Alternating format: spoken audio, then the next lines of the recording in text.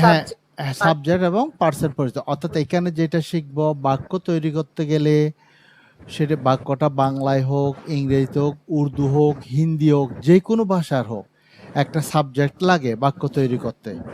আর সাবজেক্টটা বাক্যের শুরুতেই বসে। ইংরেজিতেও সাবজেক্টটা বাক্যের শুরুতে বসে।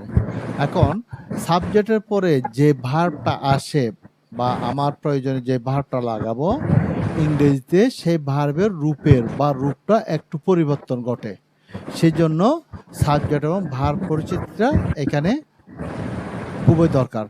তো এখন আমি যদি সাবজেক্টটা ওইটা কোন টাইপের সাবজেক্ট বা ওইটা কি জাতীয় সাবজেক্ট ওইটা ধরতে না পারি, এরপরে যে ভার্বটা বসবে সেটাও কিন্তু আমার ভালোভাবে শুদ্ধভাবে বসানো সম্ভব হবে না। সেজন্য আগে সাবজেক্টকে চিনতে হবে। এখন প্রশ্ন হতে পারে, অনেকে প্রশ্ন করে, এই পৃথিবীতে কোটি রকমের সাবজেক্ট আছে। তাহলে অতগুলো সাবজেক্ট ধরে এটার পরে কি জাতীয় ভার্ব আসবে সেটা আয়ত্ত করা কি সম্ভব? না। যেমন সম্ভব না তেমন দরকারও নাই। আমরা এমনভাবে সাবজেক্টগুলোকে চিনবো বা ব্যবহার শিখবো যাতে টেকনিকের মাধ্যমে ওইগুলা ধরে শিখে ওই টেকনিক অ্যাপ্লাই করে পৃথিবীর কোটি সাবজেক্টকে ব্যবহার করতে শিখে যাব।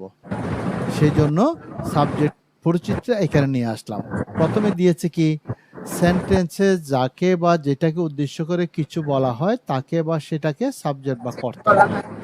আর সাবজেক্টের ভিন্ন রূপগুলোকে পার্সনে বলা হয়। তার মানে সাবজেক্ট যে কথা, পার্সনও সেই কথা। সেই কথা। ওইটার কোনো পার্থক্য নাই। আগে বোঝার সুবিধার জন্য এতটুকু একবার পড়ে দেখেন। আমাকে পড়ে শোনান কি লিখছি আমি, কি লিখেছি। সেন্টেন্সে যাকে বা যেটাকে উদ্দেশ্য করে কিছু বলা হয় তাকে বা সেটাকে সাবজেক্ট বা কর্তা বলা হয়। আর সাবজেক্টের ভিন্ন রূপকে পার্সন বলা হয়। পার্সন ৩ প্রকার, যথা ফার্স্ট পার্সন আই বা we, second person you, third person he, she, they, it. এক বা একাধিক ব্যক্তির নাম বা নাম, এক বা একাধিক বস্তুর নাম, এক বা একাধিক স্থানের নাম। পার্সনের রূপ ২টি, সিঙ্গুলার, প্লুরাল। পার্সন অনুসারে first person, second person, third person. Number অনুসারে সিঙ্গুলার, প্লুরাল, সাবজেক্ট রূপে singular I, plural we. Object রূপে মি, আস। সাবজেক্ট রূপে singular I, we, first person, second person you, third person he, she, it, they. Object রূপে me, us হচ্ছে first person, আর second person you, third person him, her, it, them. I, we, you, he, she, they, it. He হচ্ছে নাম, আর দে হচ্ছে কি the বয়েস, আর ইট হচ্ছে the fan বা এরকম। আচ্ছা, এবার আমি বুঝাই, এমনি বোঝা যাবে না। তাহলে প্রথম বলছিলাম কি সাবজেক্ট যে কথা, পার্সনের সেই কথা। এবার সাবজেক্টগুলোকে ভিন্ন নাম দিয়ে গেলাম কি পার্সন। এই যে ফার্স্ট পার্সন হচ্ছে কি আই, উই। আই মানে আমি, উই আমরা। সেকেন্ড পার্সন হচ্ছে ইউ তুমি, ইউ তোমরা, ইউ আপনি, ইউ আপনারা। ইংরেজিতে ২ টা একই। অনেকে মনে করে তুমি মানে ইউ আর তোমরা মানে হচ্ছে ইউর। এটা ভুল কথা। ইউর মানে আরেকটা ব্যবহার, ওটা অন্য জিনিস। ওকে? তারপর হচ্ছে যেটা থার্ড পারসন। থার্ড পারসন হচ্ছে কি হি, শি, দে, ইট, এগুলো হচ্ছে থার্ড পারসন। হি সে পুরুষ, সে মেয়ে, দে তারা, ইট ইহা বস্তু।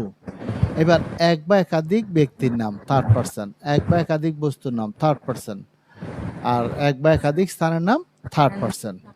এই থার্ড পারসন যে বললাম, ফার্স্ট পারসন বললাম, সেকেন্ড পারসন, এখানে আবার একটা আছে, একাধিক আছে। এক হলে সেটাকে সিঙ্গুলার বলে, একাধিক হলে সেটাকে প্লুরাল বলে।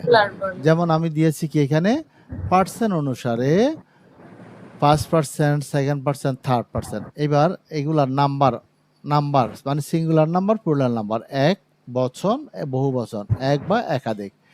ফার্স্ট পারসন সিঙ্গুলার হচ্ছে আই, ফার্স্ট পারসন প্লুরাল হচ্ছে we, second person singular you তুমি, সেকেন্ড পারসন প্লুরাল ইউ তোমরা।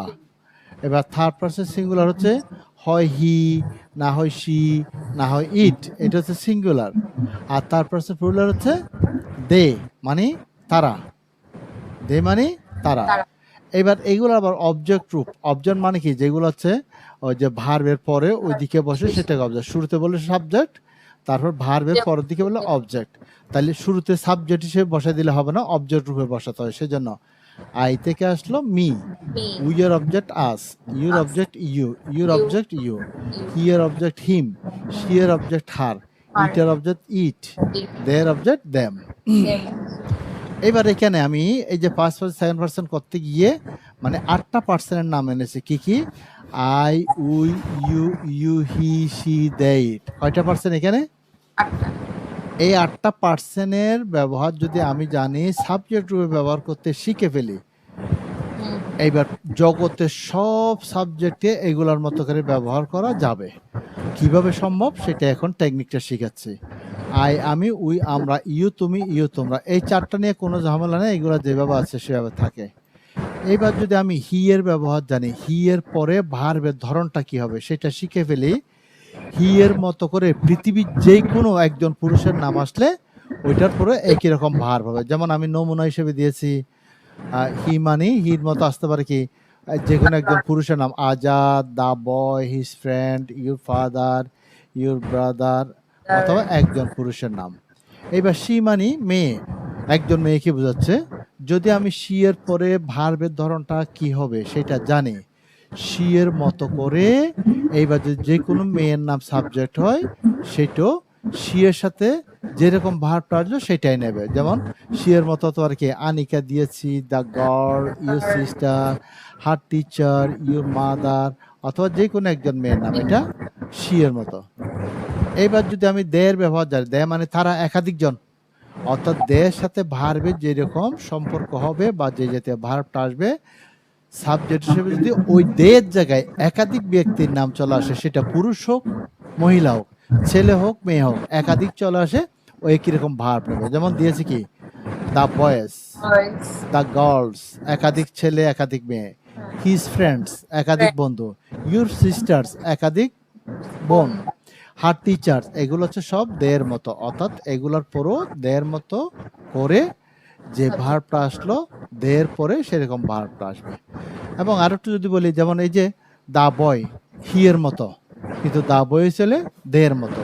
দেম, দা গার্ল সি এর মতো, কিন্তু দেম, দা গার্লস হলে সেটা হলো কি, মানে দেয়ের মতো ভার্বটা নেবে। ঠিক আছে? অনেক ধরনের হচ্ছে দে আর এক। হ্যাঁ, অনেকের জন্য হচ্ছে দে। এইবার ইটের ব্যবহার, ইট মানে বস্তু। যেমন ইটের মতো করে, ইটের ব্যবহার যদি আমি জানি, ইটের পরে ভার্বের ধরনটা কি হবে সেটা যদি আমি জেনে ফেলি, এটা যে আমার প্র্যাকটিস চলে আসে। ইটের মতো করে যে কোনো একটা বস্তুর নাম যদি আসে, ওই সেই বস্তু সাবজেক্ট হলে বস্তুর পরও ভার্বের ধরনটা একই হবে। যেমন ইটের মতো হতে পারে দা ফ্যান, দা প্যান, দা চেয়ার, দা বুক, অথবা একটি বস্তু বা স্থানের নাম আসলে সেটা হচ্ছে ইটের মতো। এইবার যদি বস্তু একাধিক হয় সেটা আবার দেয়ের মতো। এই যে দিয়েছি, দা প্যান হলে ইটের মতো, দা দ্য ফ্যান, প্যান্স হলে দেয়ের মতো, দা ফ্যান হলে ইটের মতো, দা ফ্যান্স হলে দেয়ের মতো, দা চেয়ার হলে ইটের মতো, দা চেয়ার্স হলে দেয়ের মতো। বুঝে গেছে কথা? এবং লিখে দিয়েছি, একাধিক ব্যক্তি, বস্তু বা স্থানের নাম আসলে সেটা দেয়ের মতো হয়ে সাবজেক্ট হিসেবে পরিণত হয়। এতটুকু বুঝে গেছে? এইবার এই যে সাবজেক্ট শিখলাম, সাবজেক্টের পরে ইংরেজি বাক্যে চলে আসবে ভার্বটা, সেটা আমরা আগামী ক্লাস শিখবো। আর এখানে একটা বাড়তি টিপস দিয়েছি কি, সাবজেক্ট হিসেবে, যেমন হি, শি, ইট, একজন ব্যক্তির নাম, একটা বস্তুর নাম, একটা স্থানের নাম, এগুলাকে থার্ড পারসন সিঙ্গুলার নাম্বার বলা হয়। ঠিক আছে? Third person singular number. অর্থাৎ আমরা অনেকে জানি থার্ড পারসন সিঙ্গুলার নাম্বার হলে বর্তমানে যদি বাক্য গঠন করতে হয় তখন ওই সাবজেক্টের পরে মানে অ্যাকশন ভার্ব আসবে, ওই ভার্বের সাথে এসইএস যুক্ত করতে হয়। সেগুলো ভার্ব পরিস্থিতির মধ্যে একেবারে সম্পূর্ণ ক্লিয়ার ধারণা আমি দিয়ে দেব, মানে আগামী ক্লাসে সেটা পাবো। তাহলে আজকে শিখলাম কি, সাবজেক্টগুলো কি, সাবজেক্ট হিসেবে আমরা কিভাবে কোনটার মতো করে ব্যবহার করতে জানবো, সেটা যখন ভার পাওয়ার পরে প্র্যাকটিস করব তখন ওই যে কোনটার মতো করে মতো জিনিসটার উত্তরও ওখানে পেয়ে যাব। ঠিক আছে? তাইলে আজকে এতটুকু থাকলো, ইনশাল্লাহ নেক্সট ক্লাসে আবার ইনশাল্লাহ আমরা একত্রিত হব। That means next class will meet again, till then take care. Next class কবে হবে স্যার? ওই যে সেম ইউর ক্লাস আর সানডে, টিউসডে, থার্সডে। আজকে সানডে হলে আগামী ক্লাস হবে কি টিউসডে। না স্যার, ওই যে বলছিলেন যে মানে যে ক্লাসগুলো বাকি আছে ওগুলো হ্যাঁ, মাঝখানে বুঝি না কথা, আর করবেন বলছিলাম। মানে মাঝে যে বাকি ছিল ওই ক্লাসগুলো মাঝে হবে কিনা তাই বলছিলেন। ও আচ্ছা আচ্ছা আচ্ছা, বুঝতে পারছি। আচ্ছা, তার মানে হচ্ছে আপনি যাচ্ছেন যে গত ক্লাস যেটা ইয়া হলো সেটা আমি বলে দিচ্ছি আমি। তাহলে আজকের ক্লাসের পড়াটা তো বুঝতে পারছেন না এতটুকু, তারপর বলতেছি। হ্যাঁ, বুঝতে পারছি। আচ্ছা, এবার ওইটার ব্যাপারে একটু কথা বলি।